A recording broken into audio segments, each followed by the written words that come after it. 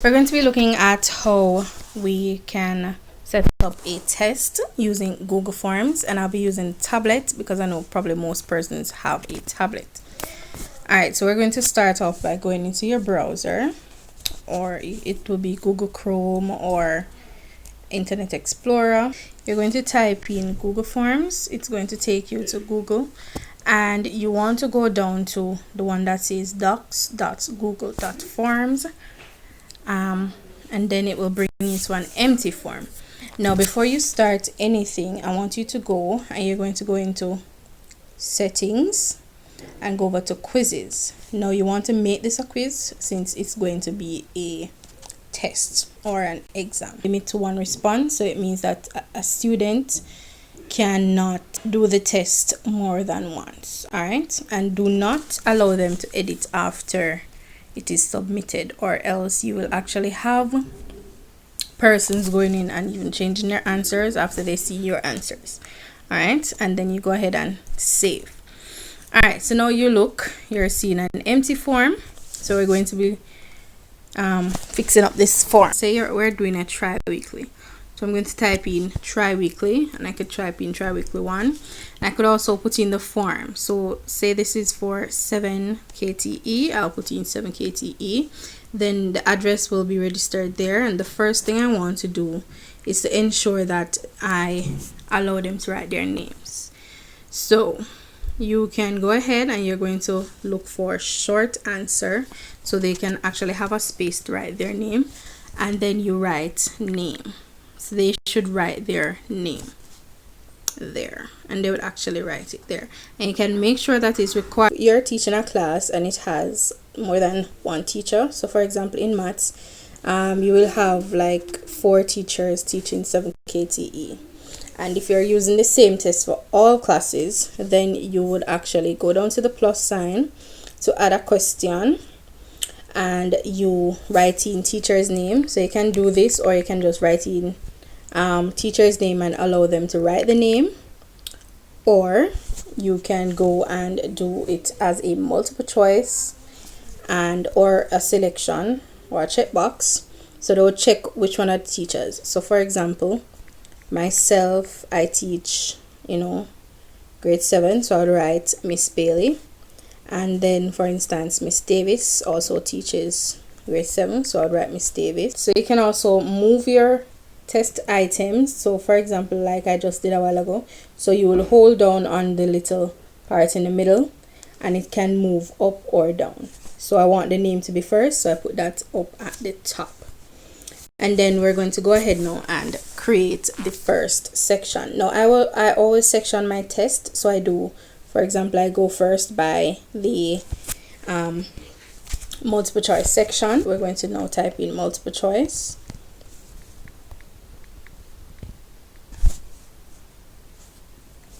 And we can write answer all questions. We're going to add in a question, so I'm going to add in a multiple choice. I'll be showing you how to do a multiple choice question. So you press on the plus sign as well, you type in your question. So for instance, my first question is, which of the following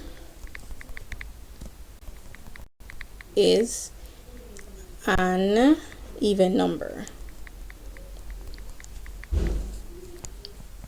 Alright, so that's my question. Now we want to add the options, so we go down to option 1, and I will write in my options that I want them to choose. So I want to put 9, then I press on the next one, and I want that to be 4.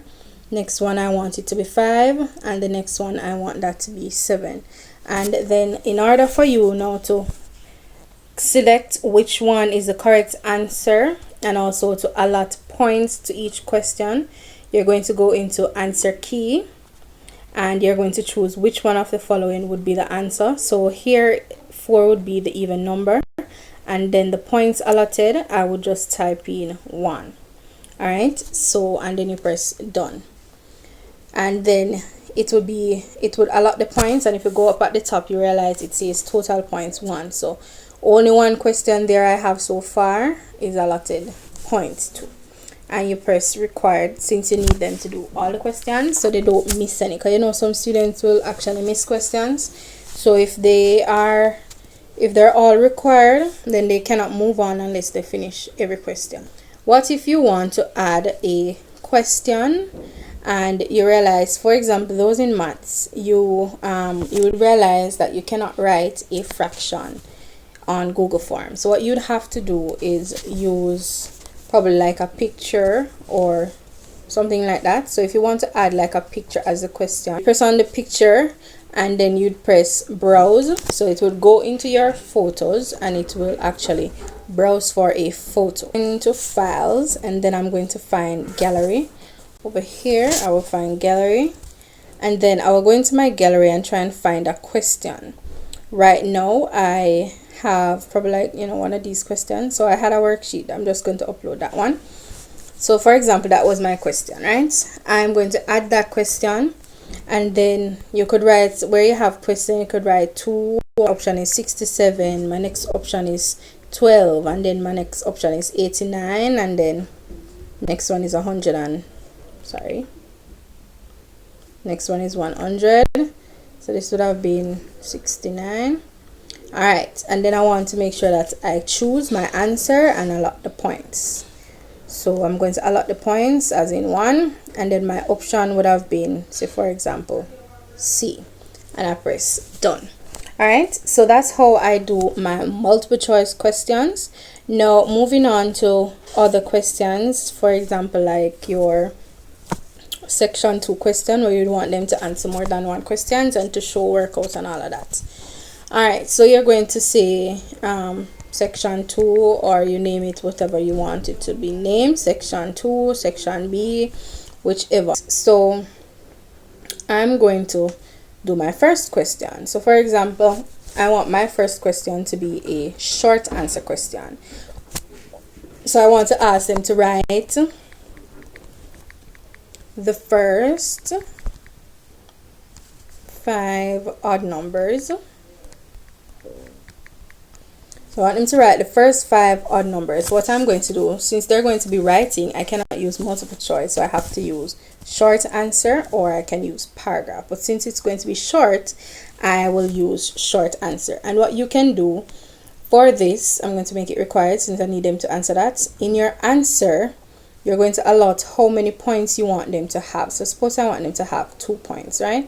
And then for your answer, you can add a correct answer, and you can choose whether or not you want them to mark every other answer except for what you have as incorrect. So if I want to add my odd numbers, so the odd numbers would have been 1, 3, 5, 7, and 9. So those are the answers, and every other answer except for that would have been incorrect.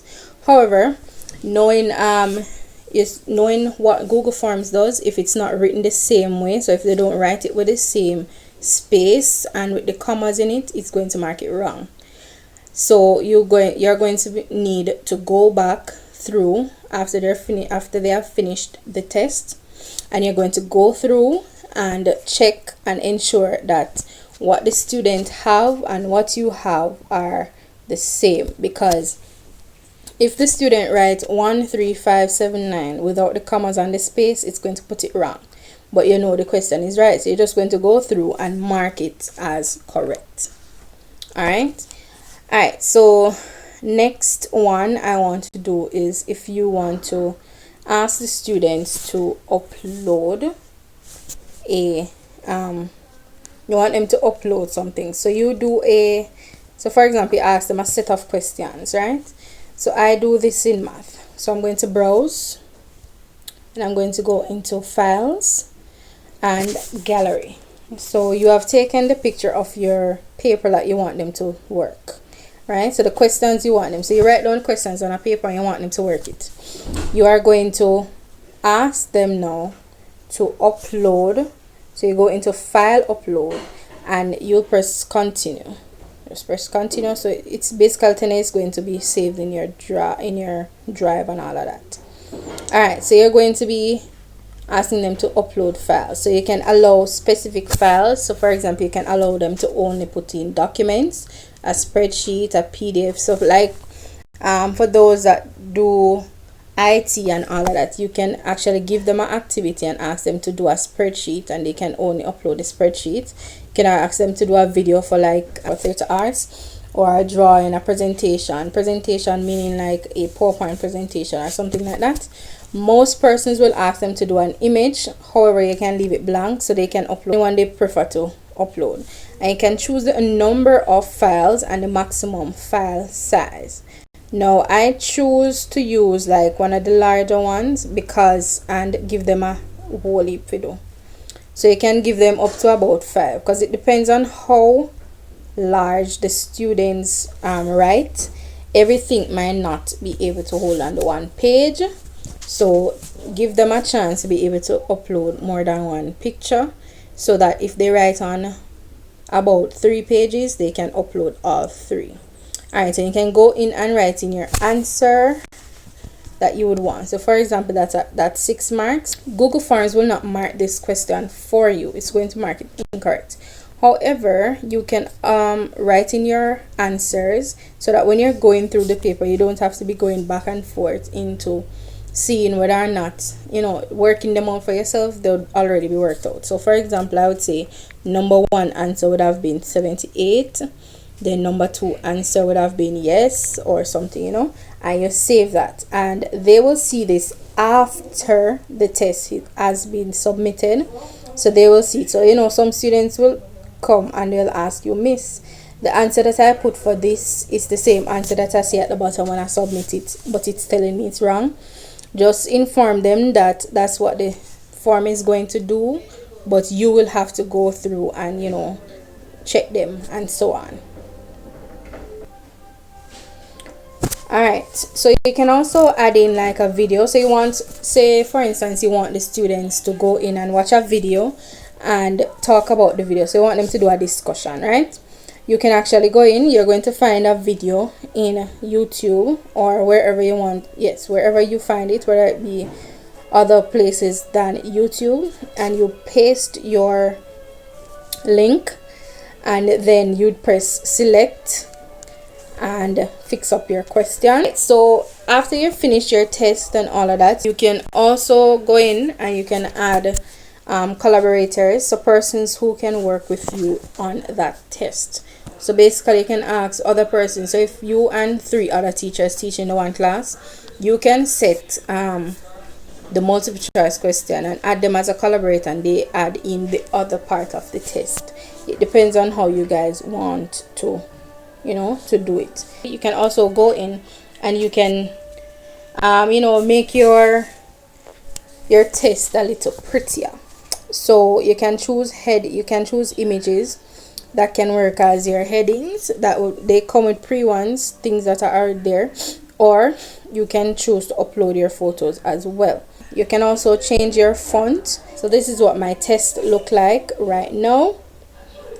So this would only show you like the front part, and I can go in and I can write in my email address. Then this is what the next page would look like. So I'm going to be doing my multiple choice and say I get my answer, and then this one would be the answer I want to choose, and I press next. So this is what the students will be looking at. All right, so write the first 5 and I write down 1.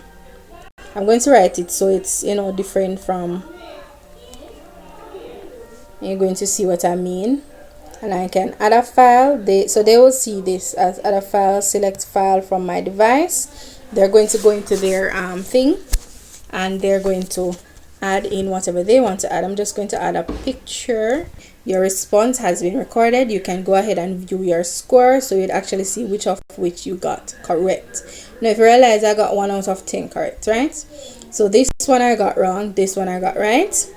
If you look what I mentioned, if you don't have the correct spacing as well as the commas, it's going to mark it wrong. So the teacher would have to go in now and mark that one as well as this one. I now have responses. So this is how you'd actually mark your students paper. So you go in now and you're seeing the response. So I'm seeing who did the exam. So S. Bailey did my exam. I'm seeing the teacher. I'm seeing the questions, right? And I can go in now and change the mark that this person gets. So if she wrote or he wrote half of the answer, I could have given them 1, or I can go ahead and give them the entire 2. And then when I go down here, if I check the answer and realize, all right, out of the 6 they should get 4, I'm going to type in the 4 and then press save. And when you go back up, then it will change the actual scores.